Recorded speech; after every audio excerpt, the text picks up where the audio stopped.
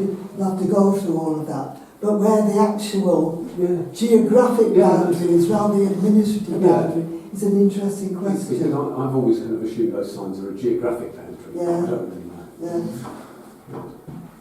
So if we move them and then something else changes, well, we have to move them every time there's a change of things. It's ridiculous.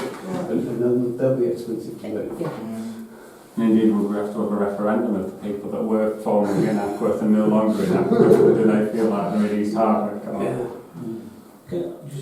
I imagine back in law there is no reason why we should have a sign that says Featherstone and this, Featherstone starts from there. I think there are obviously, in terms of where your voting area, where the political boundaries are, that's set in law, and that's often changed, especially as villages get bigger and towns change and new housing estates are built and things like that. Like we've just got the whole of the West Winds and things like that. So I think it is just, they are more cosmetic. Yeah. Geographical. West Winds, I don't think anybody would have said they lived in Featherstone. Yeah. Before we changed the voting boundary, not sure not. I bet if never described as Featherstone, I bet even Royal Mail's address was Ackworth. But administratively, technically, I don't know. I think our feeling in the meeting was that we didn't spend any money on this. If it's being that it needs to be, if it's a legal precedent to be done, Wakefield will have to do it because it is within their sort of remit and it's, the signs are on their land as well. So we don't. No, they administrators, it's not on their land. Well, they are if they're under curve at the side of the main road, aren't they? Which they all are.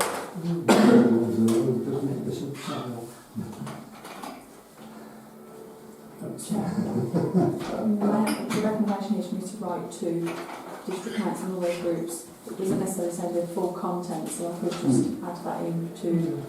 And then, because it's got to come back to council anyway. Yeah. So I'm quite happy. You might have to tell me what it was because the moth attacked me at that point. Yeah. Exactly what the wording was. But I can just include that. Yeah, well, to that action. Yeah, basically. From inside. Yeah. Geographic and political, yes. It was that's it, wasn't it? Yeah, apologies for the East Hardwick moth. Still said, the drone coming into I asked that question as part of that email as well. Yeah. And indeed, if East Hardwick want the signs moved, I don't see why they shouldn't be coughing up a little bit of the cost towards it. They would be really strong on this issue. So already got a recommendation. Yeah, you can fit that into that basically. Yeah. Okay. So Perhaps it would be courteous to inform East Hardwick Parish Council, since it's about correspondence from East Hardwick Parish Council, that we have considered it and what we're doing about it thus far. Yeah, I can put that. Yeah. Okay. So can we get the first and second then? That's all. Nathan proposal. He's going to propose everything this evening. I'm just going to come to you. John seconding. Votes in favour then? Or accepting those? Full house. Thank you. 84.2 to receive minutes of Finance and General Purposes Committee meeting held on 22nd September 2025 and approve the recommendation for the Are you proposing this one, Nathan? No, Sorry, Susie, you to comment. Yes, could I just make an observation about 7.1 with banking and dual controls? The staff team able to retain bank dual control access with no council access granted. This recommendation is made in the interest of protecting public money. When I made the proposal about that isn't quite the meaning that I intended, because from my perspective, particularly thinking about the guidelines and the financial guidelines that we're given with the booklet that we have, I think that is not a correct way of phrasing it, because a councillor not having access is not in the interest of protecting public money. I think that, you know, the very reason that we audit things each month, I think it's important to note that we have the bank dual control, which means that we have 2 staff members, which is great because that wasn't in place before. But that, for example,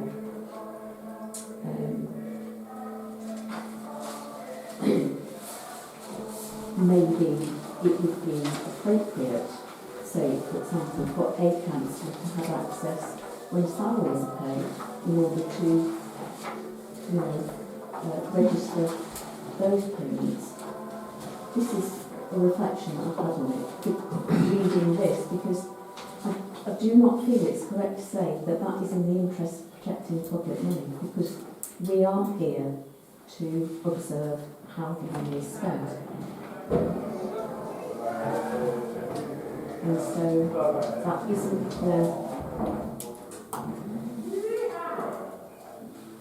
that's not in the spirit of the proposal I made. Right, okay. So that, Because I don't believe that's correct. We should be observing. I don't think that a councillor, I certainly hope I could trust all the councillors on the parish councillor to observe bank dual control access, because that's what they'd be doing, and that would still be in the interest of protecting public money. can I just check, do you not feel that the audit checks that are done, just that's councillors having access, like holding it accountable, watching the payments be made, and that's like what that role is? Because I'm just thinking in terms of, I might have misheard or misinterpreted or misunderstood, but in terms of like a councillor actually being involved in making that payment, I think that could get very messy, especially as like if you had elections or by-elections and this sort of thing, it could get. The reason that we said not is partly because of the amount of transactions that are made and the commitment that would require from the council, which, it's difficult for councils to find time to audit 3 monthly, never mind audit on a daily basis. I feel like if that sentence after the comma was removed, then that is the decision, that the dual control and the audit are adequate, but it's not, that the no councillor access is not in the interest of protecting public money, because as soon as you came to the end of a term, you would naturally take off the councillor who had been selected, or councillors who had been selected. They would no longer have that permission. That would be inherent, I'm sure, in the decision making. I see what you're saying, yeah. Yeah. So do you wish to come in, Gemma? If that's okay, only because I think there's been some confusion there that I could quite easily clear up. So I was just going to add, the recommendation that I've noted was the one that I put forward, and it wasn't about this council, it was about the next term of councillors, me not knowing who they are and having access for councillors into the bank could be a risk to public money. So that's more about what I put forward.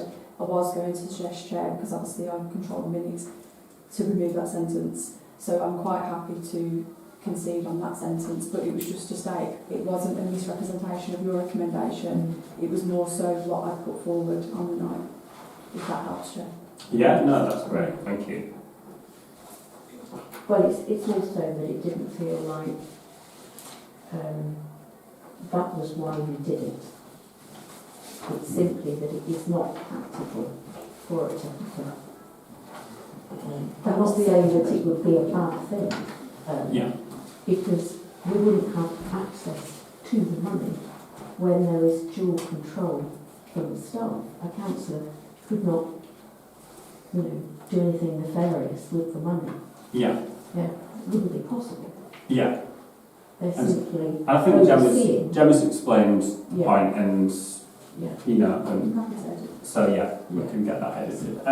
Sarah? Yeah, so I was wanting to say something else, but when you just said about that, the second part of the sentence, Susie, so Susie, through you, Chair, are you proposing an amendment to these minutes that puts a full stop after access granted and removes the rest of that. That's right. Right, okay, that's fine. the I decision don't- that was made. I don't need to say any more then.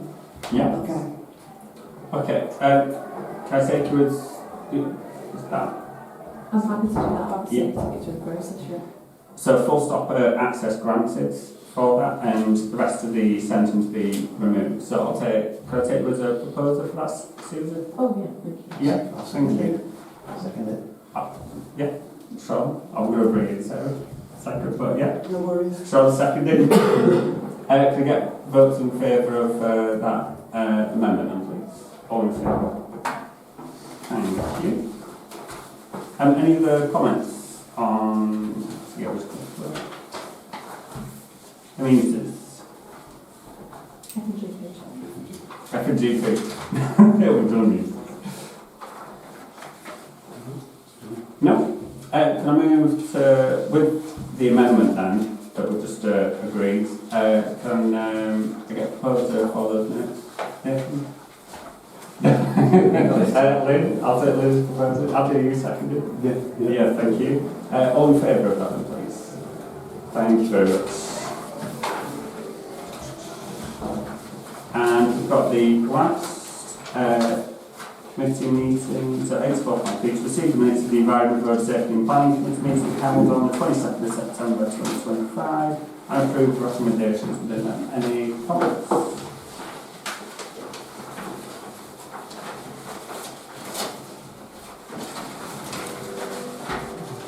No.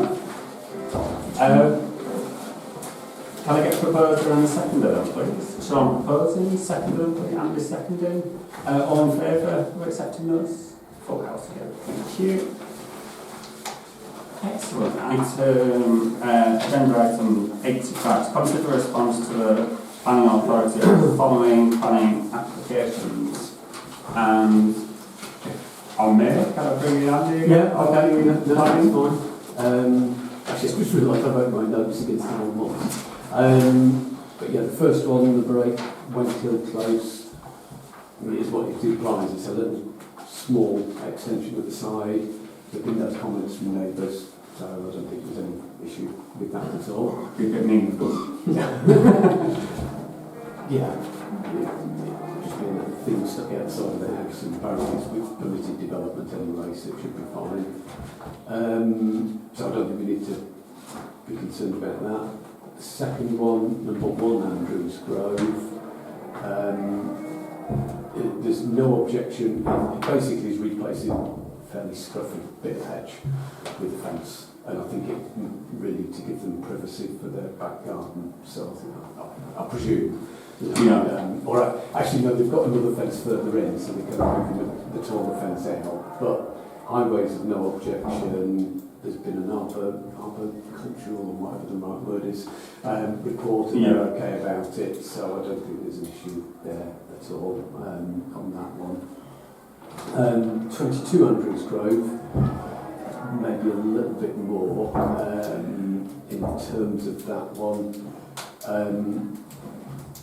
3 different things really. Crown reduced a pine tree beneath the branch failure points. It's the same as the one we discussed before for number 12, Flounders Hill. Same trees, the pine tree that Mr. Ward had an issue with, that he managed to get permission, but this particular tree also, you can see, I mean, the photo, this photo, I haven't seen it personally anyway, but there's photos on the application, 2 big branches really high up, fell off over the winter, and so they're just wanting to neaten it up, because at the moment they're just straggly ends. And it's one of those really nice, but obviously getting to the point of shedding very large branch pine trees, so we want to stop it happening. So that one I think is right to do. The other 2, based on the photos, well, there's photos of the silver birch tree on the application. It's really scruffy, so actually kind of neatening it up might be a benefit. Just because that's basically what they're proposing is, you know, we get sometimes off branches proposing getting rid of that. So not cutting it off or anything, but just neatening it. And then there's another well, actually it says 2 silver birch trees. I thought when I read it, it was a different type of tree. To be fair, there were no pictures, so I don't know. Yeah. But again, they were just looking to trim it, basically, do the trimmings. So I'm not sure about. It's an awkward one because I don't think we need to apply our tree policy to the pine tree, but maybe we want to consider it for the other two. Yeah. Sarah? My view, as always on trees, is that I'm not an expert on trees, and therefore I like to leave it to the tree officer at Wakefield and go on their recommendations, while at the same time applying our policy that unless it's dead, dying or dangerous, we're against it. Because I think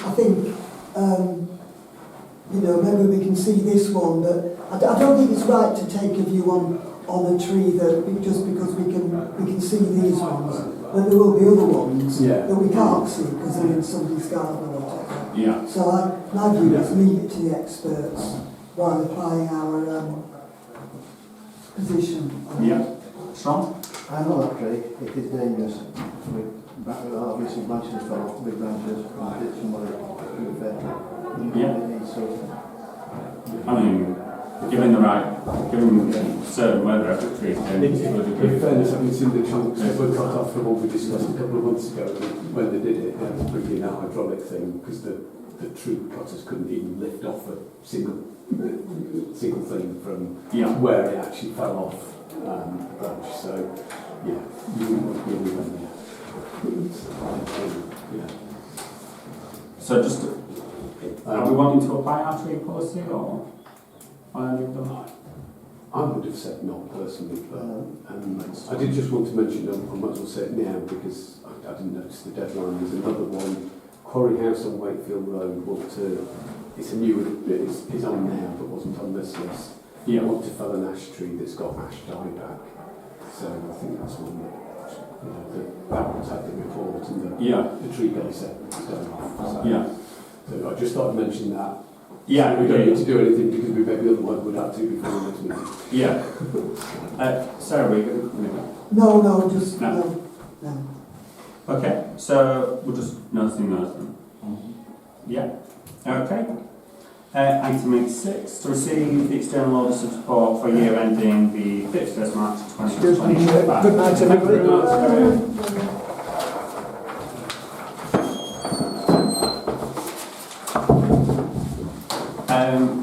So we've got the audit report that's in the pack, and there's some recommendations in there as well.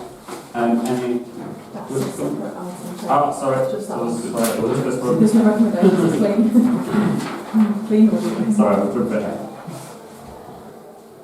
bit. So any comments? No? Well done. Yeah. Smashed it. Well done.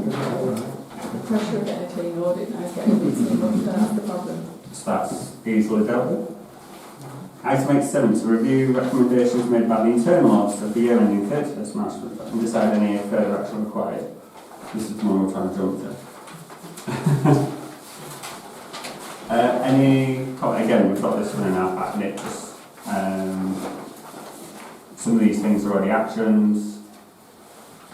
Can I give a very brief? Yeah, It's please just do. if it makes more sense. So this is following on from actually the conversation that Susie just referred to in the minutes of the FNGP item 7. So we have the recommendations here from the internal auditor, and parallel to that we had an action plan. So it was the action plan that the the FNGP committee reviewed, and that's where those recommendations come from. But formally, because it's an internal audit recommendation, this has to come through now because there's nothing more I can do with it. The front page where you've got the 87 on it, there is all the data from the interim audit.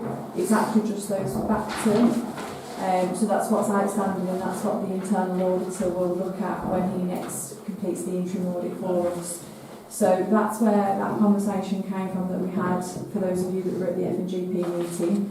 was that we have now got the dual controls in place, albeit with staff, because the recommendation from the auditor was to have councillors to authorise the bank payments, which is where we spoke about the different elements of process, it being time consuming, and then I have added in the element of the risk. So this is for this council to review that one to make sure that we are happy to go forward in the manner that we are. And then the other one, as you can see from the F&GP minutes, is that there is now in place an annual review which is free of charge with the current IT supplier. However, we've just authorised that we do a mid-year one at the cost of £50 just to make sure we're clean before we get to March and we have the audit, because then we'll have no time to deal with any problems that might come up. So really, Chair, this is just about a formality of the recommendation from the auditor to say that we're happy with where we're at, or if council wants to discuss and want us to take any different action on those recommendations. Just curiosity really, so with the bank payments issue, so how many people have authorised to make payments? Two. And do we think there's enough coverage in case of sickness or whatever, that if payments need to be made, should that be expanded? That's potential. Because if I'm sort of sick, then we plan to support, so we could bring in a chaperone to authorise. For a councillor? Or a councillor, yes. So my concern at the F&GP was that if councillors plural came on, then one councillor could set up and one councillor could authorise. Yeah. And whilst I know this council, I don't necessarily know the new council coming in. That's where my worry of posing a risk to public money came from, that multiple councillors could take money out of the bank. The only concern is that the council would have access to all banking elements, not just an authorisation platform.